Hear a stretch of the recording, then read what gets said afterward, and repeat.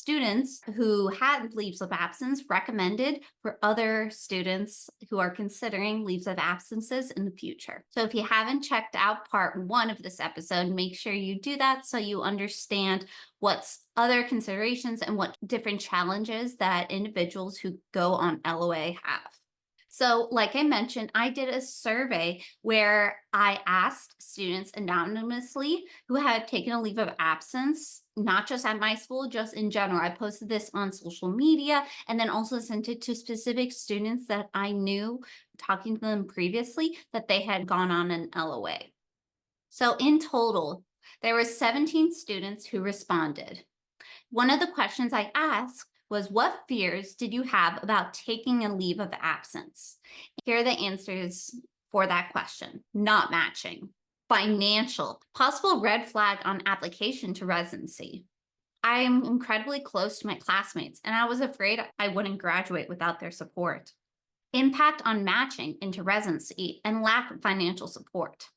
Financial, and if I could achieve academically.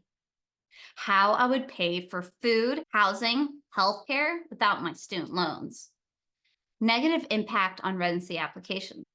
A lot of these answers regarding fears before they took an LOA or right when they were going to take an LOA had to do with residency and finances and a little bit of academics.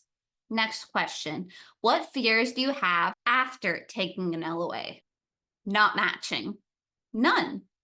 Applying to residency programs and talking about a LOA. This is still an issue. Impact on matching into residency. Step one and residency apps. Being able to match into residency because of the LOA red flag. Same reasons, but also that I start to feel a little indifference and freedom being back out in the medical field. So again, is similar fears all about like how they're going to talk about leaves of absences. And I hope to talk about that in a little bit. Last question. What are some things you wish you knew before taking a leave of absence? Some of the answers, they said, you will feel behind since your class will be ahead. I feel that a lot because my husband had to continue on with his medical school journey. So it was really hard to watch him keep going through residency applications, getting matched, graduating medical school, all these very positive, amazing emotions. It was, even though I love him and I was so inspired by him, it was really painful to watch him. And also my best friend also kept going through medical school. She didn't take an LOA. So also watching her graduate, just watching all my class graduate and me being behind was very difficult. Other answers. How alone I would feel and the stigma around it. Financial aid challenges and having to pay back to the school for loans I had already taken out and used. More information on how LOA would impact my future career, especially the perception of an LOA by residency programs. Understand how to navigate financial issues with discontinued loans. Last one, I unfortunately was caught in more financial struggle than I imagined, and my school was going through a curriculum change that made me have to start third year later than I thought. So a lot of these things, again, wish they knew about how financially challenging it would and just the stigma. And so that's exactly why I'm here to talk about my journey and talk about some of the things I've learned through my own experience going through LOA and now applying to residency. At my current point right now, it is December, Christmas tree. I have completed the majority of all my residencies. I was very thankful and honored to have received many residency interview invitations, even though I had a lot of these red flags like an LOA, like failing STEP, like having a healthcare disability. And I am here right now, even though I haven't had match yet. But I feel confident in the fact that I will match. Now, knock on wood, I understand the process that it's still a possibility I won't match, but I feel like I can use my time right now given during fourth year to really help other individuals who are struggling throughout this process, or even current third year medical students who are planning to apply for the upcoming year and things they need to consider. So, talking about residency applications, I started off a year ago. I wanted to make sure I had all like information that I could gain. I talked with a lot of different attendings, residents, their previous students who had previous LOA and then were applying, kind of what they talked about, like how to proceed. And one of the biggest things that I got out of it is that it happens. Yes, some residency programs will filter you out just automatically because they only look, since there's thousands of people who apply, they might originally just set looking at students who've only completed in 4 years. And if you take an LOA, it's going to be longer than 4 years. Now, I want to say that doesn't happen all the time. And I'm not a program director myself, so I can't speak on the 100% validity. This is just things that I was told by some residency directors and previous directors, kind of how they filtered through the applicants. Some told me that they're okay with the LOA. However, they want to hear why, and they want to make sure that you have a good story and that you learn something from it. And it doesn't matter if it was because of step, because of personal reasons, because of health conditions, as long as you're able to talk about it in a positive light and what you learned from it, that's what's important. So, going to how you put an LOA into the online application system. So, the online application system, which is called ERES, there is actually a box, at least in the 2023 year, that says, was your medical education slash training extended or interrupted? And it had 510 characters. So you had to be really short and sweet and include your specific facts. Why? Now there are other places that you can really get into it. Maybe you want to do in your personal statement. If that is something you want to do, maybe you want to talk about it in one of your activities. But specifically, why? Right there. For me, what I ended up doing, I making sure I wasn't saying the same thing twice, but answering still the question. So like I said I had health conditions that were exacerbated, so I took a LOA during this time. Or I think I just stopped at that. And then there's another box which tells about like any adversities, or it actually specifically says impactful experiences. That was a bit bigger. That says a 750 character limit. And that I included more things that happened that were impactful during my LOA, because my LOA was very impactful. But this one, I didn't talk about why I had LOA. I talked about more what came out and what happened during the LOA. For example, I had a lot of financial challenges. I struggled with being able to pay rent, being able to pay for food, being able to find a job, all also studying for STEP. So I talked a lot about that. I also talked about different marginalized identities I had. And I think that was it. For my personal statement, I personally decided not to include anything about my leave of absence because I feel like I had already stated it enough in the other boxes that I really want to focus about my individual journey in addition to LOA. So LOA was just one aspect, one little thing of my journey.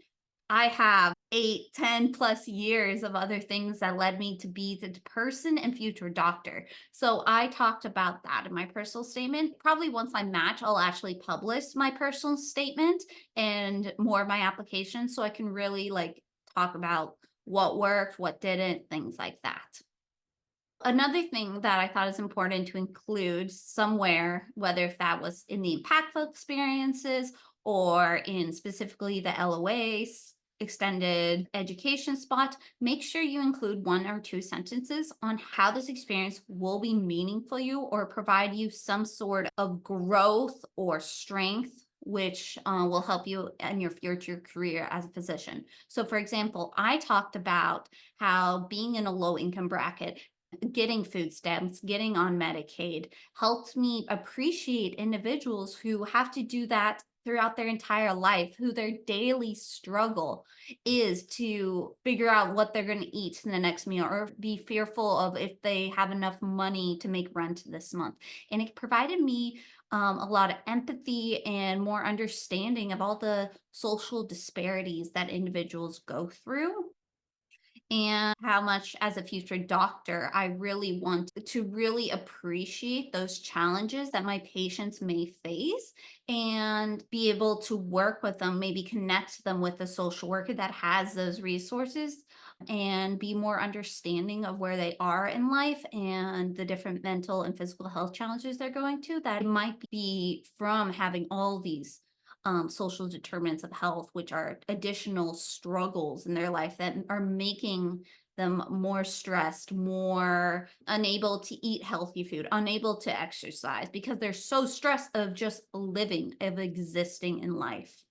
I was recently talking to a physician who was talking about the hierarchy of needs and Maslow's hierarchy of needs. So this is going back to psychology or psychiatry. On the very bottom of the hierarchy of needs is stuff like food, safety, housing. Then the higher ones are actually relationships, being able to educate, being able to be more self aware, being able to be more compassionate to yourself. And I kind of connect it back to when we're in education. If we're struggling to meet our very basic needs in a leave of absence, it's really hard to be able to then study for STEP or be able to address our mental health. We first have to make sure our basic needs are cared for. So, going back, when I was talking about these challenges that I personally experienced when I was writing the application, I kind of used that. And I also, I'll talk about this for interviewing. I said similar type things of just the appreciation and understanding of how trauma and pain can impact how successful an individual is. From my personal experience, since I wasn't able to get safety, food, and housing, I wasn't able to effectively study for my step 1 exam and then failed. So only when I was able to meet those basic needs at the very end of my LOA was I able to actually pass step 1. So that's a little bit about my journey. You can learn more at other podcast episodes or on medpsychmoss.com. There is a blog post that says how not to fail step, and I explain a little bit more about they're actually called educational hierarchy of needs. So going to just residency interviews. A lot of the students were very fearful, including myself, of whether the leave of absence would be an automatic no, we don't want to interview. However, interestingly, for my own experience and for a couple other students that I've talked to who also did an LOA, they've been receiving interviews. So I think it really talks about that shouldn't be your biggest fear. And you should more focus on making sure you have something to talk about, how to talk about it effectively, and also just making sure your entire application is holistic and everything else is in good shape and that you can explain why you want to be a physician. If research important for that specific specialty, you have your research, you have your extracurriculars, but if that's volunteering, leadership, just show that you do more than just sit down and study. You want to really show that you're going to be a holistic physician and future resident. However, I do want to say I did receive rejections, and that was part of it. That's how, unfortunately, it works. And I'm okay with that because in order to keep going, you can't always have 100% positive responses. There all be some negatives, but I need to focus on there are locations that see me as a person and see my own application holistically. So those are the programs that I was excited to then talk to. Next, interviewing. Interestingly, rarely have I been like specifically asked, why did I take LOA? Maybe it's because I did a good job explaining it, maybe not. However, I did receive just a lot of themes regarding LOA, more like, how did STEP go? Or tell me about STEP, or tell me about your medical journey and challenges you had, or things like that. And so it gave me time to bring up LOA because I knew they'd learn eventually about it and just tell my personal truth and my story.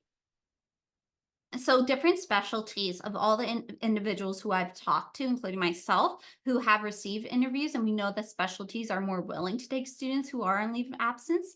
That includes psychiatry, family medicine, and neurology. Now, of course, I'm sure there's other specialties. I just haven't heard about them yet. So I hope that through this podcast, I can hear more. So let me know if you did take a leave of absence and you matched into another specialty. I would love to add it to the list so we know that that specialty is a great opportunity for individuals who have that on their application.